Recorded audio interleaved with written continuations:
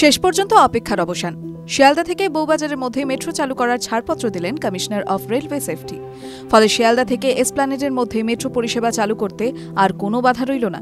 চূড়ান্ত ছাড়পত্র চলে এলো কমিশনার অফ রেলওয়ে সেফটির তরফে। সূত্রের খবর, সোমবার রাতে কলকাতা মেট্রো ও ইস্ট ওয়েস্ট মেট্রো প্রকল্প বাস্তবায়নের দায়িত্বে থাকা কলকাতা মেট্রো রেলওয়ে কর্পোরেশন লিমিটেডের কাছে চূড়ান্ত ছাড়পত্র চলে আসে।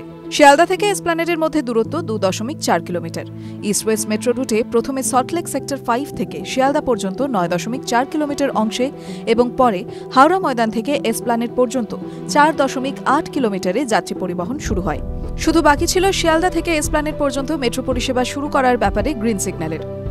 মেট্রোর এই কাজের জন্য বউবাজারের ভূগর্ভে বারবার বিপর্যয় নেমে এসেছিল। এ নিয়ে চাপানোতরও কম হয়নি। ধস নেমে সেই এলাকার বহু বাড়িতে ফাটল দেখা দিয়েছিল। সূত্রের খবর, এখনো পর্যন্ত এত বছরে মেট্রোর কাজের জন্য ক্ষতিগ্রস্ত হয়েছে বউবাজারের 70টি বাড়ি। প্রথমবার ধস নেমেছিল 2019 সালের 31শে অগস্ট। সেই আতঙ্ক ফিরে আসে 2022 সালের 11ই মে। 2022 সালের 14ই অক্টোবর ফের ধস দেখা দেয় বউবাজারে। 2024 সালের 24শে মার্চ ফের মাটি ভেদ করে জল বেরিয়ে আসতে শুরু করে।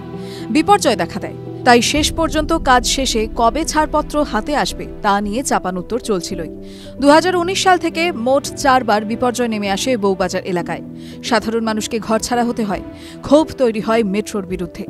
অবশেষে উন্নত মানের কারিগরি প্রযুক্তি এবং অত্যন্ত সাবধানতা অবলম্বনের মাধ্যমে বউবাজারের ভূগর্ভে মেট্রোর যাবতীয় কাজ শেষ করলেন ইঞ্জিনিয়াররা। গত রবিবার commissioner of railway safety Sealdah থেকে এসপ্ল্যানেড পর্যন্ত মেট্রো লাইন পরিদর্শন করেন। এরপর দুটি মেট্রো রেক চালানো হয় ওই অংশে। একটির ঘণ্টায় 50 কিলোমিটার গতি এবং অন্যটির ঘণ্টায় 90 কিলোমিটার গতিবেগ। সেক্ষেত্রে দুটি সফলভাবে রেক যাওয়ার পর পরিদর্শনে সন্তোষ প্রকাশ করেন commissioner of railway safety. Kolkata metro সূত্রে খবর, কয়েকটি জায়গায় সামান্য ত্রুটি রয়েছে। এগুলি মেরামত করে দিলেই সম্পূর্ণ তৈরি শিয়ালদা থেকে এসপ্ল্যানেড পর্যন্ত মেট্রো লাইন। মেট্রোকর্তারা আশাবাদী, আগামী কয়েক সপ্তাহের মধ্যেই রেলমন্ত্রীর ছাড়পত্র চলে আসবে উদ্বোধনের ব্যাপারে। TV9 Bangla digital.